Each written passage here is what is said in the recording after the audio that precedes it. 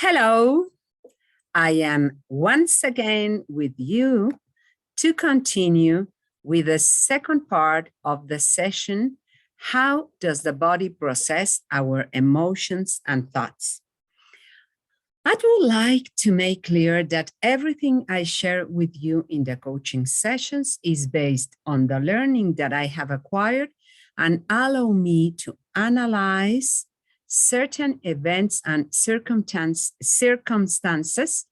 giving me the possibility of heal symptoms and illness in myself and any person that seeks for my advice.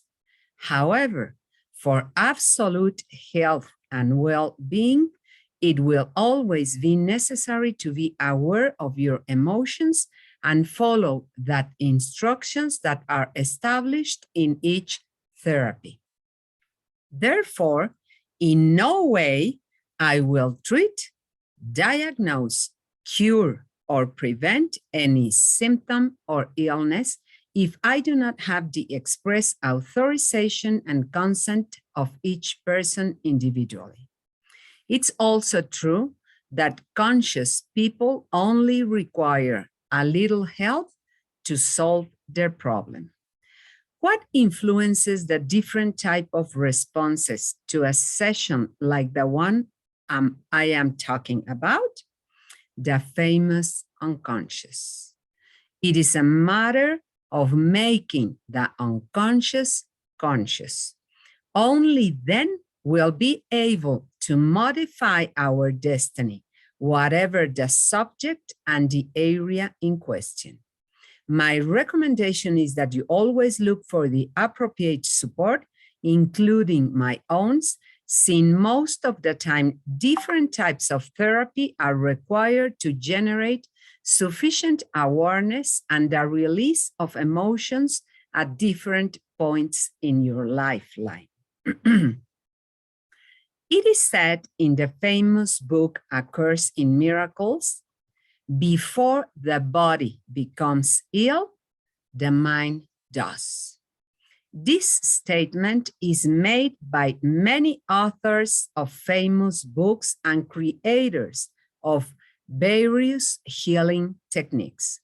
To mention just a few, Anita Moorjani with her books Dying to Be Me, My Journey Through Cancer, and What If This Is Heaven, based on her own experience.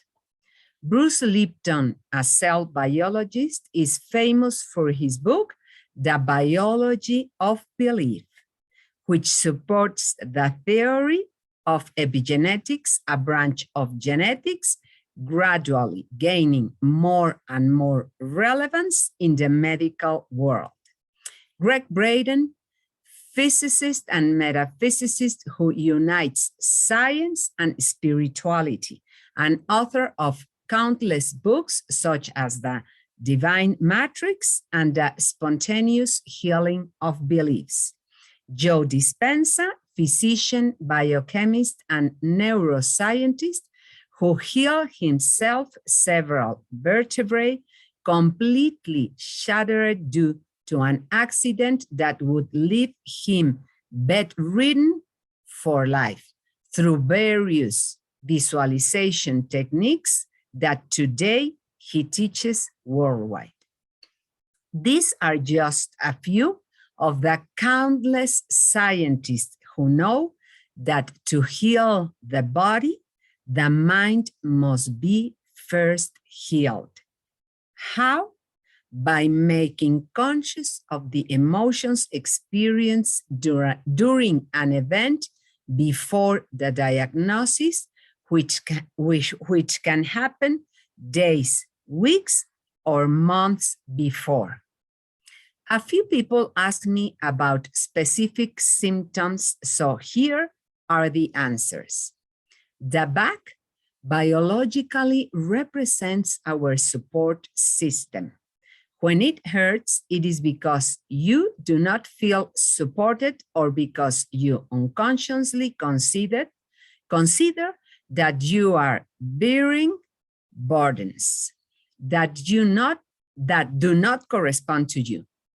So you consider that, that you are bearing burdens that do not correspond to you. This problem appears in people who are prone to be saturated with work, responsibilities, and pressure. It is very likely that they face financial problems in their lives or feel a lack of financial support. It also shows a desire to do everything possible to be loved and recognized. Specifically, I was asked about lower back pain related to feelings of lack of financial support or fear of lack of money or material goods. The cause is not so much in the actual lack of money, but feeling that lack. Therefore, here it would be necessary to work on a belief associated with that lack. Headache has different explanations depending on the part of the head that hurts.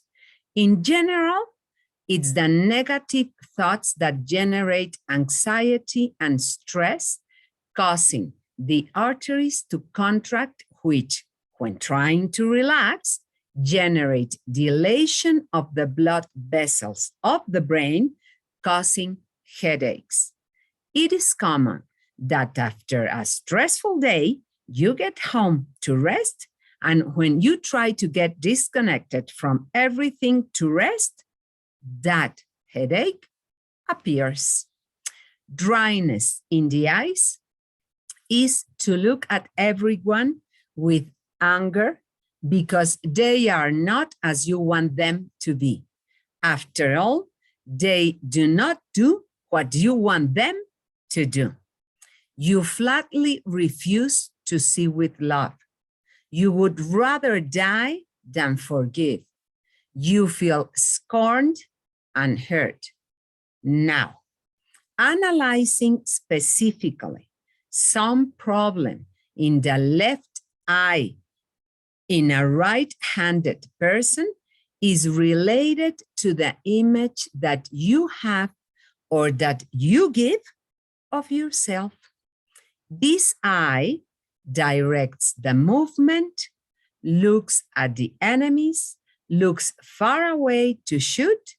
It is the eye that defends you from danger, the one that warns you of some threat nearby. The right eye is related to your collaterals as it memorizes and compares known and unknown faces. It looks at your friends. It is related to your parents, your children, your neighbor, your friends, your identity. It represents the recognition you give to others. It is the eye that shows your affections. Also, lack of tears in the eyes is to consider that crying is forbidden. To express your emotions, to show them in front of someone. If you have secretion, it is likely that you are living or have lived an emotional conflict thanks to which you have stopped seeing something or someone important to you. You have separated yourself from seeing something or someone you were interested in. A dry mouth refers to a situation with the salivary glands. It is a state in which, even though we want everything to flow, we put conditions to this flow. When the lack of tears and saliva is due to a specific diagnosis, such as Sjogren syndrome, I hope that's okay, an autoimmune disease, where the immune system attacks the body cells, in this case, the lacrimal and salivary glands, among others, that generate dryness. The conflict experienced in autoimmune diseases is of devaluation, guilt, and impotence. Invariably, there is conflict in the blood ties.